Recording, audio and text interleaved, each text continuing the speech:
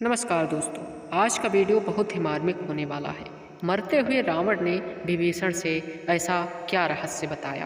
दोस्तों, वीडियो लंबा हो सकता है, कृपया वीडियो को पूरा देखें और हमारे चैनल में अगर नए हैं तो हमारे चैनल को लाइक सब्सक्राइब जरूर करें। लंका का रणभूमि पर समय कंपा हुआ था, जब रावण जो कभी 10 दिशाओं का विजेता था आज भूमि पर पड़ा हुआ था, अपने प्राण त्यागने वाला था। भगवान श्री राम ने बाणों के घायल उसका शरीर रक्त से लथपथ था, परंतु उसका तेज अब भी कम नहीं हुआ था, स्वस्थ होने को था और विभीषण अपने भाई के पास दौड़ा चला आया। उसके मन में द्वंद्व था, एक ओर वह अपने धर्म और नीति पर था तथा दूसरी ओर उसके सामने उसका बड़ा भाई मृत्यु से जूझ रहा था। विभीषण ने विनम्र स्वर में कहा, भैया, मैं तुम्हारे पास आया हूँ, क्या तुम्हें कोई दुख है?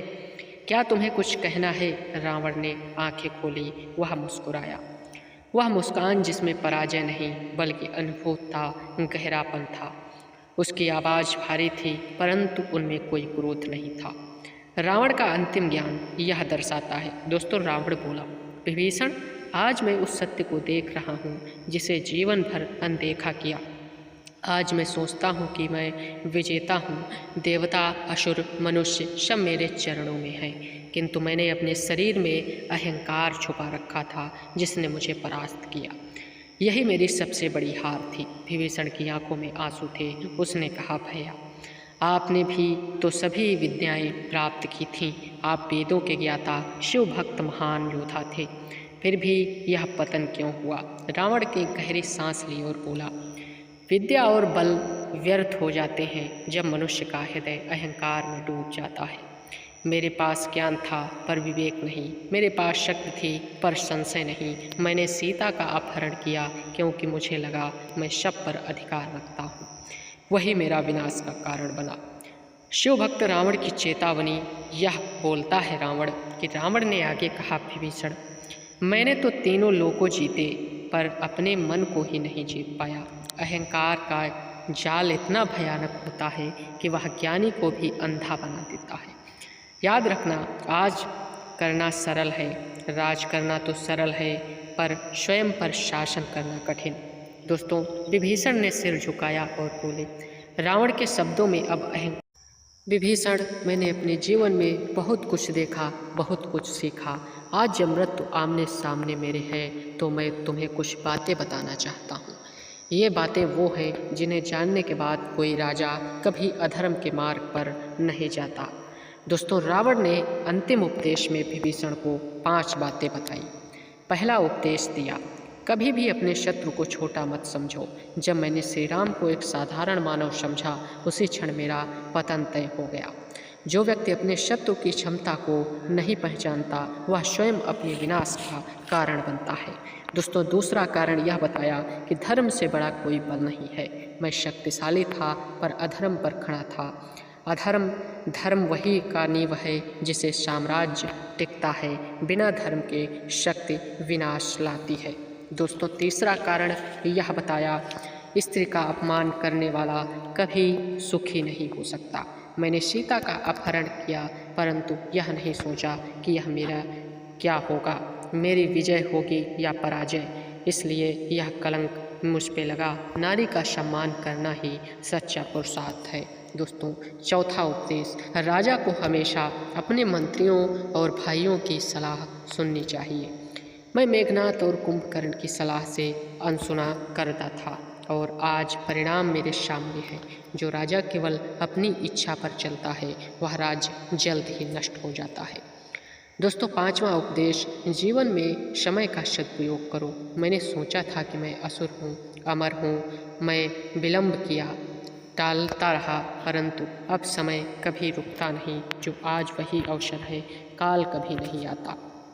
विभीषण की पीड़ा इतनी उमड़ पड़ी। विभीषण रो पड़ा, भैया, काश मैं आपने यह पहले कह देता कि लंका बच जाती, आप जान पाते। रावण ने शांत स्वर में कहा, विभीषण, हर व्यक्ति को अपने कर्मों का फल भोगना ही पड़ता है। श्री राम मेरे विनाश का कारण नहीं है, मेरे उद्धार का माध्यम है। यदि भगवान स्वयं मुझे पराजित न करते तो मेरा अहंकार कभी न टूटता। रावण की आंखों में अब एक अजीब शांति थी। उसने विभीषण से हाथ पकड़ा और कहा, अब तुम लंका के राजा बनो, पर याद रखना सत्ता में रहकर विनम्रता न खोना। राजा का हृदय विशाल होना चाहिए। अपने प्रजा के प्रेम करना, न्याय करना और सबसे बढ़कर धर्म का पालन करना, यही सच्चा राजा का कर्तव्य होता है। भगवान श्री राम के प्रति रावण की भावना कुछ ऐसी हुई। विभीषण ने पूछा, भैया क्या आप श्री राम को क्षमा करते हैं? रावण मुस्कुराता हुआ बोला, क्षमा विभीषण, श्री राम तो स्वयं परमात्मा है, वे मेरे शत्रु नहीं, मैं उद्धारक हूँ। मैं 100 जन्मों के तप करता तब भी यह मुक्ति नहीं मिलती जो मुझे राम के बाणों से मिली है। उन्होंने मेरा शरीर भेदा पर आत्मा को शुद्ध किया। विभीषण मौन हो गया। उसे लगा मानो लंका की भूमि भी उस पर सत्य को सुन रही हो। अब रावण बोला, जब तक जीवन में अहंकार है तब तक विनाश निश्चित है, और जब तक हृदय में भक्ति है तब तक उद्धार निश्चित है। मैं अब भगवान श्री शरण में जा रहा हूँ, तुम भी सदैव धर्म के मार्ग पर रहो। रावण का अंतिम क्षण यह था। धीरे धीरे रावण की अब सांसें कमजोर होती जा रही थी। उसे आकाश की ओर देखा और कहा, हे प्रभु शंकर, मैं तुम्हारा नाम लिया, जीवन भर तुम्हारी पूजा अर्चना की, पर अर्थ नहीं समझा। आज मैं जान गया कि भक्ति का अर्थ विनम्रता है और विजय का अर्थ आत्मसंशय। इतना कहकर रावण ने विभीषण की ओर अंतिम बार देखा और बोला, भाई याद रखना, जो अपने भीतर के रावण को नहीं मारता वह हर समय हारता है। इन अंतिम शब्दों को साथ लंका का महाराजा शांत हो गया।